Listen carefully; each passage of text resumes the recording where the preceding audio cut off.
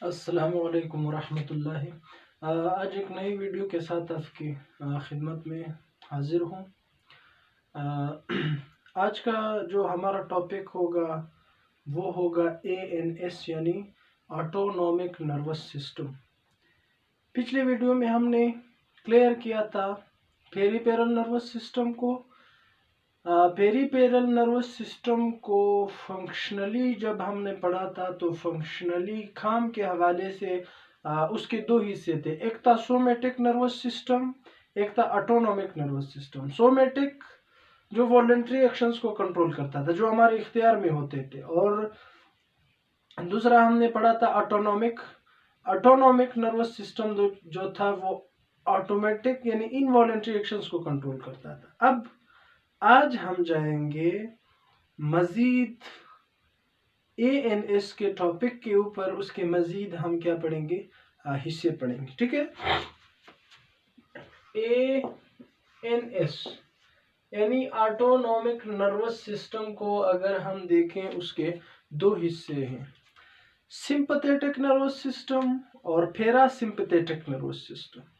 अब ऑटोनॉमिक जो हमने पढ़ा था है तो वो कौन सी चीज़, इनवॉलंटरी एक्शन जो हमारे कंट्रोल में नहीं होती हैं, लेकिन इनमें भी फ़र्क होता है जो गैर इख्तियारी काम होते हैं। बाज़ औक़ात ऐसी सिचुएशन आ जाती है कि इमरजेंसी हालत के अंदर जो है ना जिस्म रिएक्शन करता है। वो जो रिएक्ट करता है इमरजेंसी की हालत में, वो कौन सा सिस्टम होता है, फिर सिंपैथेटिक नर्वस सिस्टम होता है, जो जिस्म को इमरजेंसी सिचुएशन यानी फाइट एंड फ्लाइट मूड के लिए क्या करता है, तैयार करता है। और पैरासिम्पैथेटिक नर्वस सिस्टम जिस्म को वापस अमूमी हालत में लेकर आता है। ठीक है। जैसे कि अगर एग्जांपल लें, अगर कोई इंसान डर जाए तो उसकी आंखें क्या हो जाती हैं, बड़ी हो जाती हैं, डायलेट हो जाती हैं उसकी पिपल्स। ठीक है। हार्ट बीट बढ़ जाती है। और इसी तरह ठीक है, ब्रेन एक्टिविटी ज़्यादा हो जाती है। ठीक है।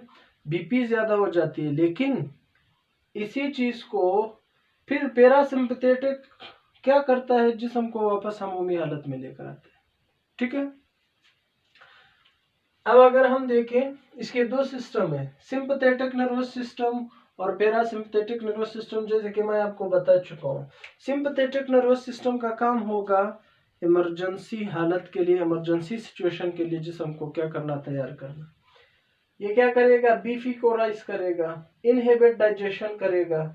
ठीक है। ये जो है ना काम होगा किस चीज का, सिंपैथेटिक नर्वस सिस्टम का, जिसम को फ्लाइट एंड फाइट मोड के लिए जो है ना सिचुएशन के लिए तैयार करेगा। और ये हमारे पास थ्रोकोलंबर आउटफ्लो है। थ्रोको मींस जो हमने पढ़ा था थोरासिक, और लंबर रीजन यानी ये वो नर्व्स होंगे तो इनवॉलंटरी कौन से, जो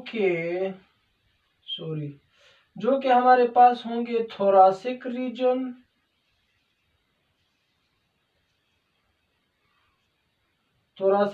से निकले होंगे।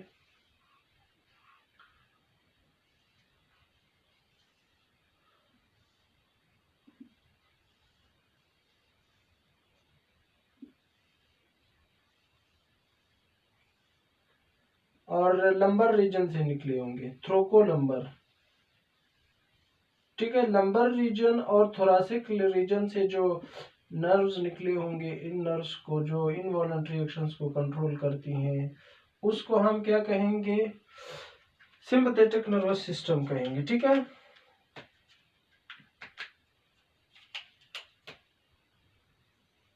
अब यहाँ पे सिंपैथेटिक नर्वस सिस्टम और पैरासिम्पैथेटिक दोनों में हमारे पास जो है ना जो नर्व्स गई होती हैं ऑर्गन्स तक। जैसे कि अभी हमारी आई है, आई तक जो नर्व्स गए होंगे, दो नर्व्स होंगे। पहला जो होगा वो निकल के स्पाइनल कॉर्ड से जैसे ही निकलेगा कुछ फासले पर खत्म होगा। ठीक है। उसके बाद दूसरा शुरू होगा, यहाँ पे गेंगलिया होगा यानी सेल बॉडी का ग्रुप होगा। फिर आगे जाके ये उस ऑर्गन से क्या होगा, अटैच होगा। इसी तरह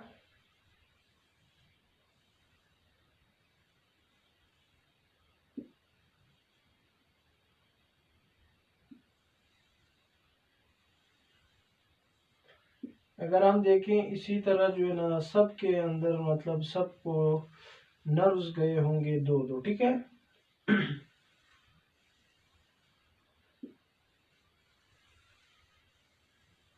अब यहाँ पे ये जो दो नर्व्स हैं, पहला जो नर्व है किस चीज से, गेंगलिया से पहले, यानी सेल बॉडीज का जो ग्रुप है उससे पहले जो हमारे पास है, इसको हम नाम देंगे, ये जो पहला वाला है, ठीक है, इसको हम नाम देंगे किस चीज का, प्री गेंग्लियोनिक।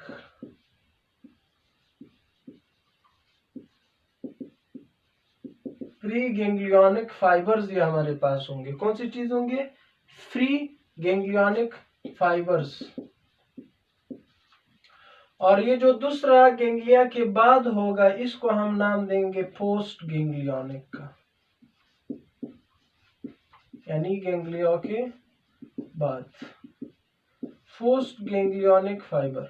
अब यहाँ पे इसी तरह दूसरे साइड से अगर हम देखें पैरासिम्पथेटिक नर्वस सिस्टम को, वो क्रेनियोसेक्रल जो है ना आउटफ्लो जाहिर करेगा। कौन सी चीज, क्रेनियो सेक्रल आउटफ्लो, यानी क्रेनियम बॉक्स से, और दूसरा हमारे पास सेक्रम जो होता है, सेक्रल जो किस चीज का हिस्सा है, बैकबोन का हिस्सा है, उससे यानी स्पाइनल कॉर्ड का जो हिस्सा है उससे क्या होगा, निकला होगा। अब देखो यहाँ पे ये जो क्रेनियम यानी दिमाग से जो है ना जो रगें निकली होंगी उसको हम कहेंगे कौन सी चीज, उसको हम नाम देंगे पैरासिम्पथेटिक नर्वस सिस्टम का।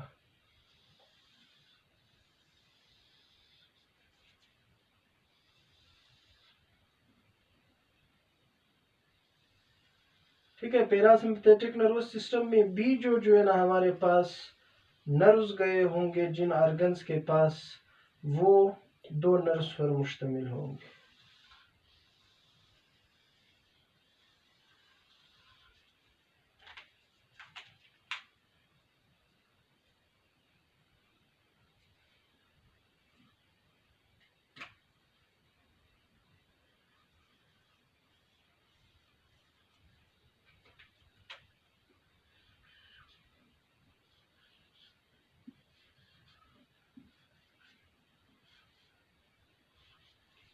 ये भी हमारे पास कितने पर, दो नर्व्स पर मुश्तमिल होंगे। यहाँ से एक होगा फिर दूसरा स्टार्ट होगा, फिर यहाँ से एक, इसी तरह दूसरा स्टार्ट होगा, ठीक है।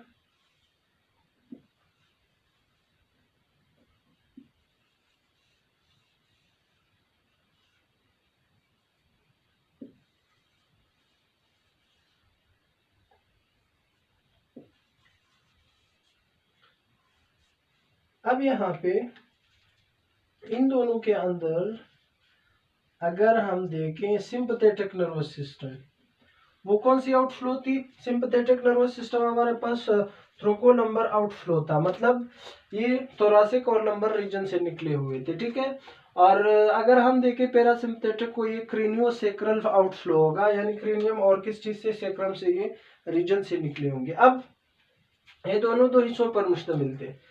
जो गेंगलिया से पहले थे इसको हम नाम देते थे प्री गेंग्लियोनिक,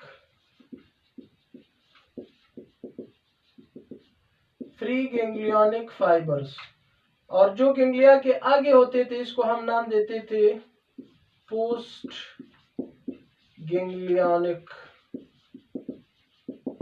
फाइबर्स।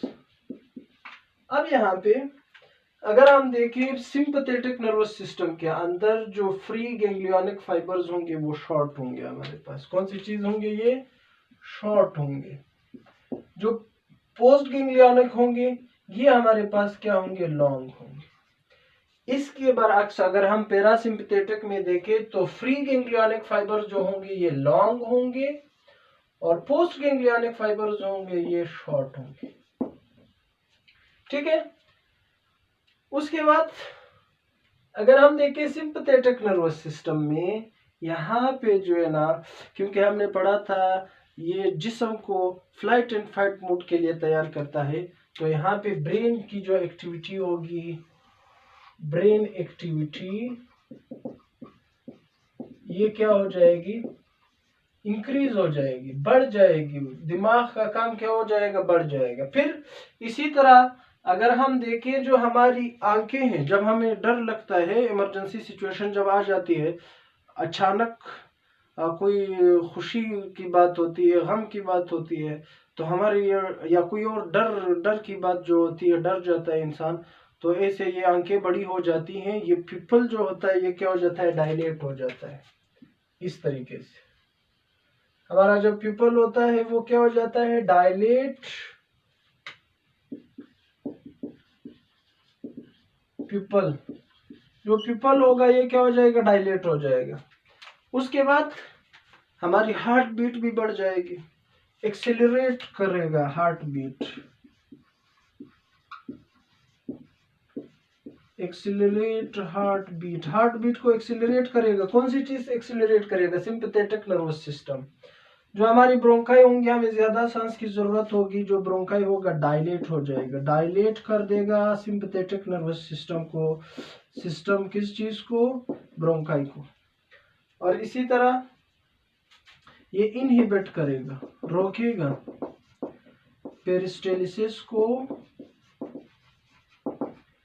ठीक है, पेरिस्टेलिसिस को एंड और सेक्रीशन को,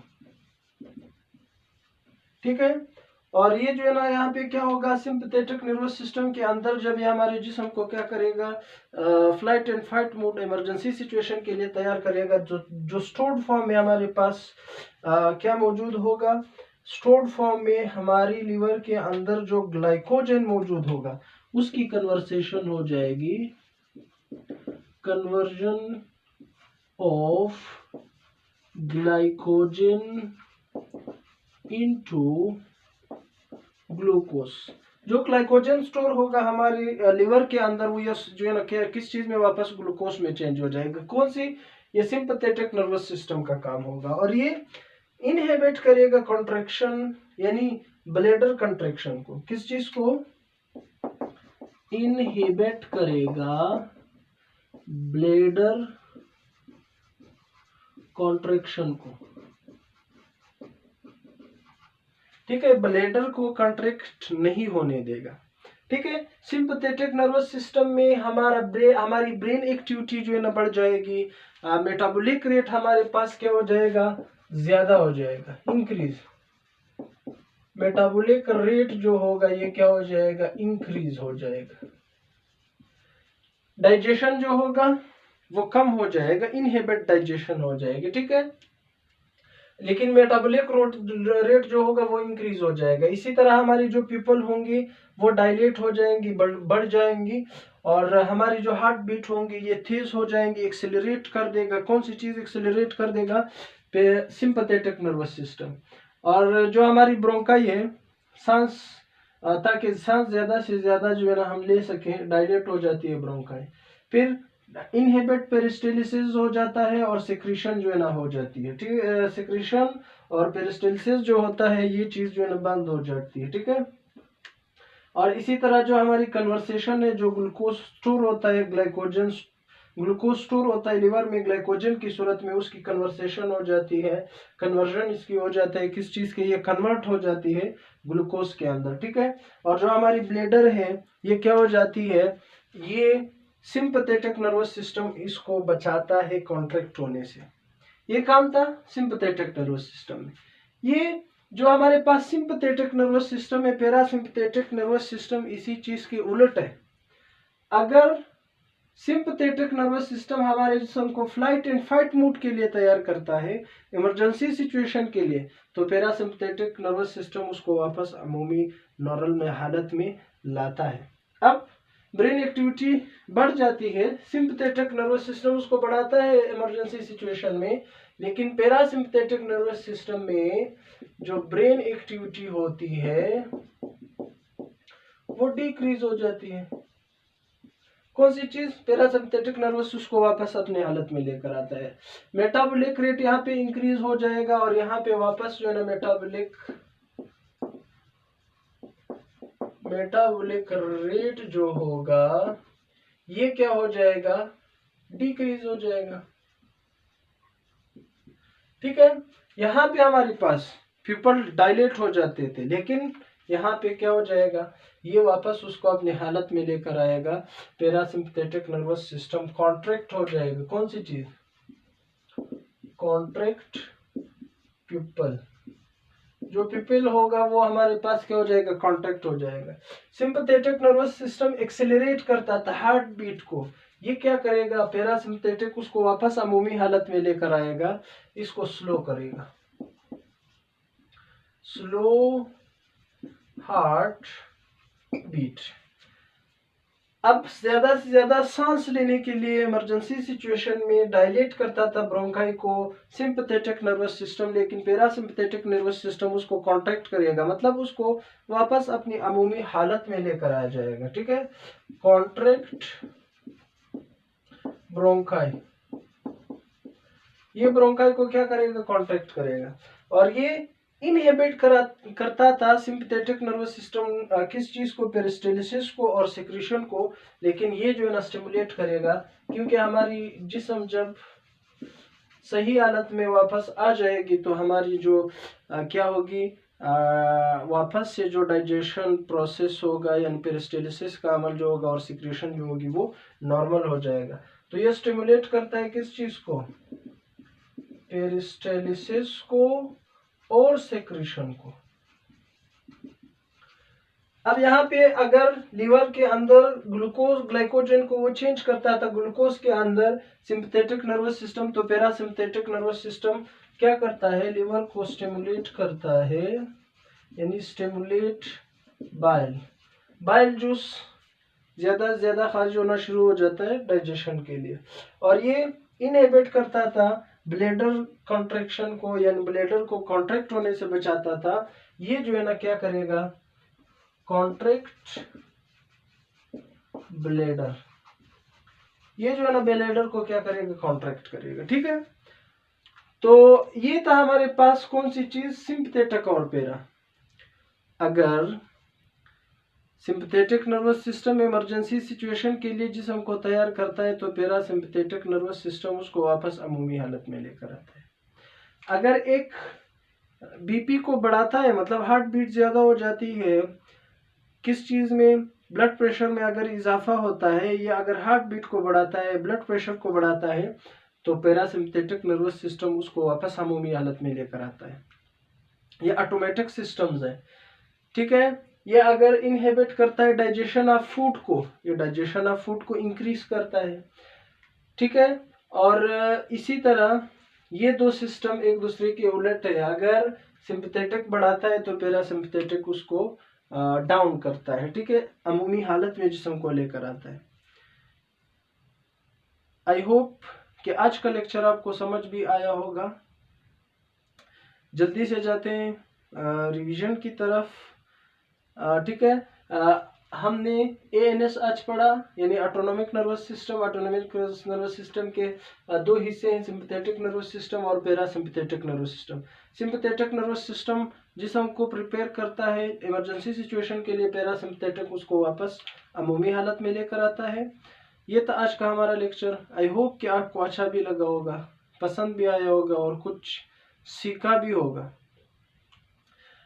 एक नई वीडियो के साथ आपकी खिदमत में हाजिर होंगे, तब तक के लिए दीजिए इजाज़त। अल्लाह हाफिज़।